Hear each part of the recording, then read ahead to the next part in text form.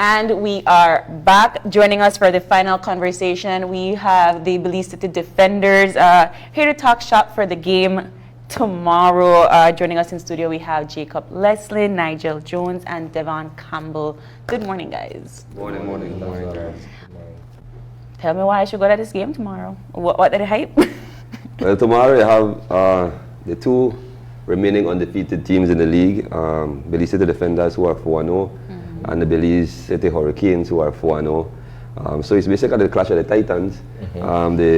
There's always a rivalry with the Belize Hurricanes and the Belize City Defenders because we share the same venue, we share the same city, we share the same fan base. We're fighting for the same fan base, right? So it's always an exciting show. It's always intense, regardless of the standings. And it just so happens that this year we're both at the top of the standings, so it makes it even more intense. And like I said, it's going to be entertaining. It's a game that nobody wants to lose. And so we encourage everybody to come out because it's the game of the regular season. It's a game that, I mean, we had Orange Walk scheduled to play tonight, and they postponed their games because their players wanted to come and see the game. So that's how big the game is, and that's how much anticipation people have for this game that is happening tomorrow. I think what I'm most excited about is that it's at the start of a long weekend, right? So that whoever wins tomorrow night, whatever partying happens afterwards, everybody have enough time to get up, get ready, go to Rutamai or whatever else they want to do over the course of the weekend. I want to know what has been the preparation and the anticipation for this face-off between you guys and the Hurricanes tomorrow. From the beginning of the season, we knew that we kind of knew that both teams was going to be undefeated before we played them. So it's kind of like every game we build it up for them. And I'm pretty sure they did the same thing. So like I said, like we see them every day in practice, in and out. So it's kind of like, oh, week five. So that's the kind of the preparation. And I know there's a lot of excitement. This is my first time playing for the Defenders, but I know it's a lot of excitement between the two teams. What has been the experience like for you? It's been good. It's a different experience from when I played. I played in Dangriga, so it's kind of different fan base. It's more like it's bigger. Everything's bigger. You know what I'm saying? So it's been a good experience for me. What's the pressure like, Nigel, coming from the results of last year and now this year where you have to face off the Hurricanes? I mean, well, you know, we went 1-1 with Hurricanes last year. Luckily for everybody else in the league, we didn't get a chance to qualify for playoffs last year, so we kind of took that a little, I guess you could say, personal. Soon as we lost, we went right back to the drawing board trying to figure out ways that we knew we could come into the 2024 season willing to compete and actually want to make a statement. So like Devon said earlier, we knew from coming in at the beginning of the season exactly what we wanted to do and how we wanted to do it. So we always knew from the jump. We planned on being undefeated by the time that we met them. And I think for us, not so much pressure. We're just trying to not get so caught up in emotions and everything, because it's a lot of them going around. But just try your best not to get caught up in it, and just remember you got to stay grounded and still handle your business at the end of the day. So, yeah. What has been the fanfare for the Defenders in terms of you guys going out there? It doesn't matter if it's in Belize City or Belmopan or Dangriga, wherever you guys go to play your opponents. What has been the fanfare for the Defenders? Well, this year, well, not just this year. I feel like every year, you know, regardless of how we're doing in the standings and things like that, our fans, they travel. Everywhere we go, we have fans that travel everywhere we go. But for this year, I will say, you know, we're undefeated. We're 4-0. More fans, you know, more people are going to be willing to come out and support, and we appreciate that. That's why we're trying to make sure that we keep giving out great product, something fun for the kids to come watch, entertaining for the parents and everybody to come watch and just pay attention to. So for us, you know, we appreciate it, and we just want to keep moving forward with the support and everything. Jacob, when you look at the professional and athletic development of these guys, either season by season or year on year, what are you looking for? Well, for me, it's always to see improvement, right? And so I have a task of trying to get these guys to get better in the off season, but also trying to recruit new players that are on the horizon or might need a breaker. I mean, there are many times that you have these young players who have these natural abilities, and it's to find them and invest time in them to develop them, to get them to where you need them to be so that they can compete. It's always good to have players who have self-discipline, right? So you don't have to be babying them. What are you doing? Checking up on them, and that's what I found to have with the core of our team. They go and they do their grind on themselves. Like I know Devon and them will call me every day. Yo, is the gym open? Yeah. You know, and they're not asking you anything. They just want to know the gym is open. Yeah. You know, and that's where you know that your team is invested, your team is committed, and they are committed to the same things that you are trying to put in front of them, right? And I think it's been a great season for us. We've had guys who had great discipline, great commitment. And I think that is why we have seen the results on the court. I think sometimes you struggle with that. Sometimes they're forcing people to come to work out, begging them to put in the extra work. They do what they have to do, but nothing more. This year we see the guys really buying in, and that makes our job much easier. When it comes to training new and fresh faces, I know we have our guys that come in. I know Nigel said he'll move here eventually, but when it comes to getting that kind of attitude, that kind of behavior from our people, from our Belizeans, how do you find that to be? It's difficult, I think, and it's difficult and in no fault of their own. I think we don't have the development and training programs in place in the country that we used to have in the past. So like when myself and my brother was coming up, we were playing U14, U18, U21, junior, senior, before we reached semi-pro. So by the time we reached at that level, we were disciplined by so many coaches and so many mentors that we were pros by the time we reached. Now what you're doing is you're taking kids and trying to turn them to a pro in a month or two. And it's difficult because some of the fundamentals of the game they don't know. And they get frustrated because all the times they've been playing, they've been dominant. They feel like they are good, they feel like they are stars, and then you're telling them you're not ready. You know, so that contrast is where it's difficult for us as a management or as anybody invested in basketball to encourage them and to say, look, we're not being tough on you, we're not criticizing you, we're trying to help you because we see something. But when you have kids who at 18, 19, 20 years old have always starred at where they are playing because they're playing in mediocre leagues, it's difficult when you're taking them somewhere and saying, no, that's not going to work here. You need to fix this, this, and this. Then they feel like you're hating on them. You know, and that's where the attitude is important. So we need to find, bring back those people. and we need to find the kids who are saying, no, well, I want to learn. Respect that these guys are taking time to invest in me and are willing to accept. The ones who are rebutting against that and fighting against that and criticizing and say hating, those are the ones you kind of, unfortunately, have to say, all right, you're too far gone. Let's move on to the ones who are willing. But the truth is, with a sport like basketball, you have the informal games, and then you have the formal games, right?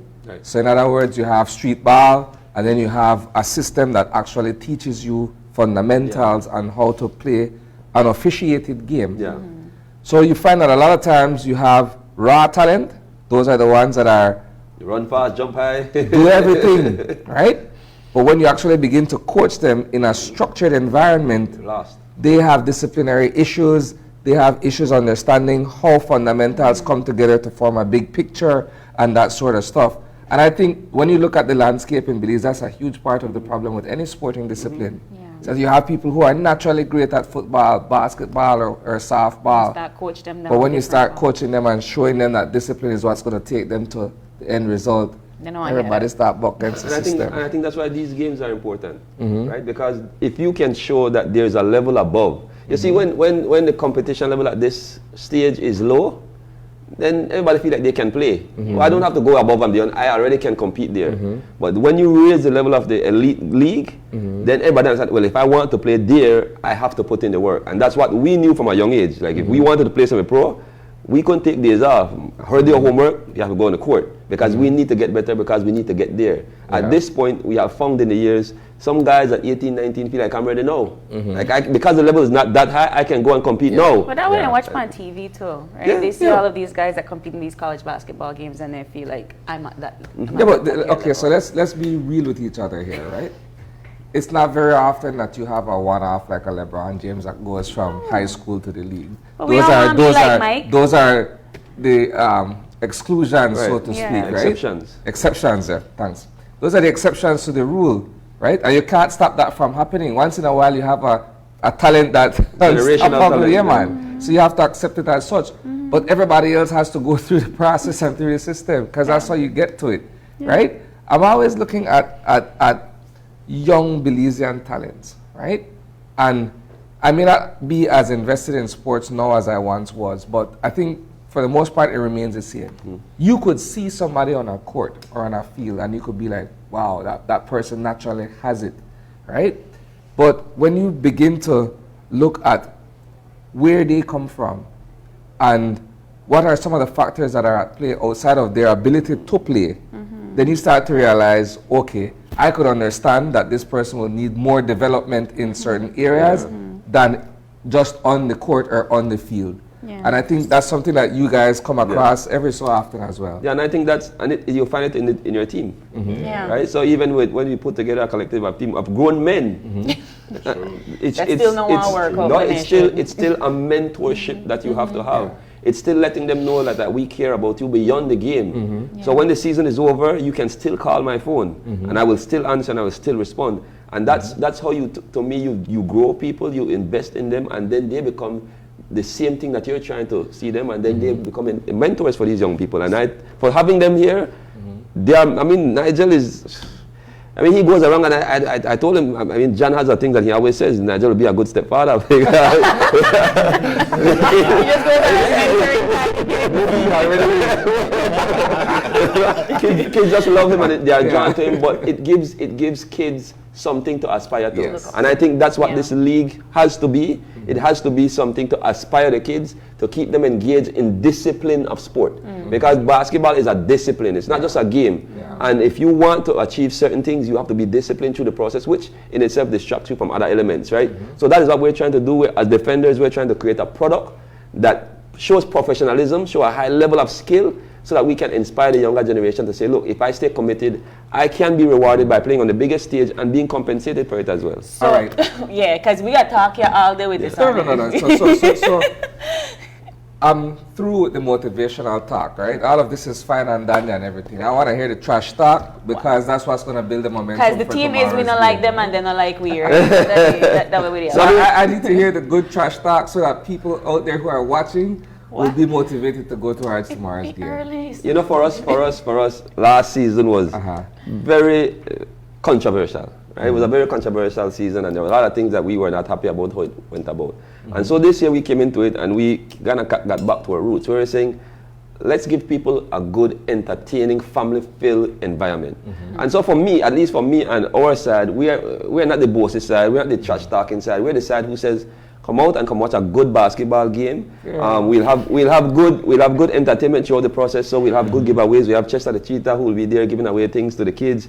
We have halftime giveaways for resort stays for the adults. We have the 1, 2, 3 Cooking Isle competition where we're giving away $4,000 cash. Last home game, a young man won the $3,000 half-court shot. And we're not like the other teams who just let you take one attempt. You have a time period and you get a much attempt to make the shot. And so we want to give away the money. And so our push and our sale to people is, you know, trash talk, but you kind of have passive aggressive just to leave it. We have some little snippets in there. We have some little snippets in there. But what we want to do is to understand that we want to build something for Belize. We want to build a product where you can come and bring your whole family and feel safe. And watch a good game that's entertaining, and at the same time have some good prize that you can win and leave with something more than just a game, but you can leave with something in your pockets or in your hands. All right. So, still, where can I get my tickets? What time the arena open? Ticket goes on sale tomorrow, 10 o'clock. Like we have been saying, it's one of the most anticipated games of the year. So you expect a full? We expect between around 4,000 people to be in the venue tomorrow. We have had issues with courtside seats being sold out from yesterday, and it has never happened before. So what we're saying is, when the tickets go on sale, if you want those VIP seatings that are the limited ones that are available, you've got to get to the ticket booth at 10 o'clock tomorrow. Shirts will be on sale for both teams. So the Hurricane shirts will be on sale, the Defender shirts will be on sale. Tickets will be on sale starting at 10. We have $10 for general admission, $25 for VIP, and $50 for courtside. Kids under 12 years old enter for $5. Student with IDs enter for $5. So we want to bring out the family, bring out the environment, bring out the kids. For us, it's bringing out the kids and let them see something that they can aspire to see, what basketball can do for your lives. It can create great opportunities for you, and that's what we're trying to. What do you say, Nigel? We have to come out? Have to. We have Early. to. Early. Early. All right, guys. Head on over to the Civic Center tomorrow night at 9 p.m. Actually, no, 8:30 p.m. Gates open at 7:30. Gate open at, okay, 7:30. And watch this anticipated game between the Belize City Defenders and the Belize Benny's Hurricanes. Thank you guys so much for coming in. Thanks for having us. Thank you. And I want to say a big thank you to all of our guests for coming in this morning. And of course, thank you to our viewers for tuning in every morning to start your morning right here with us. If you have any questions or comments or just a birthday shout out, you can drop us a line right here at oye@channel5belize.com. You can also catch our Facebook live stream on Open Your Eyes BZ and our highlights on Instagram at OYE Belize. Do us the favor and join us again tomorrow when you open your eyes. To start your morning right. Be sure to keep your eyes, your minds, and your hearts I have open. one quick thing. Why? No, it's very important that I do this, right? I want to publicly acknowledge our reporting team in terms of the coverage of the municipal elections yesterday, right? I want to be able to say a heartfelt thank you to everyone who has participated in the coverage of our elections, all the way from Punta Gorda, Stefan, and Macas. In Dangriga, we had Gwen, we had George. In the Cayo side, we had Jorge and Jose. Paul and Daryl in Belmopan, to Brittany, to everyone here in Belize City as well. Well, Belize City, we had a lot of people. Won't go into many names there. All right. To Dalila and her cameraman in Orange Walk, and of course in San Pedro we had Marian and Maria, and Dwayne Moody and his cameraman all the way in Corozal as well. Guys, sincerely, thanks. We couldn't have done it without you guys. It means a lot to us. Thanks again. Keep your eyes, your minds, and your hearts open. Thank you all so much for tuning in. And of course, thank you to all of our colleagues here on Channel 5. We'll see you again tomorrow, Belize. Bye.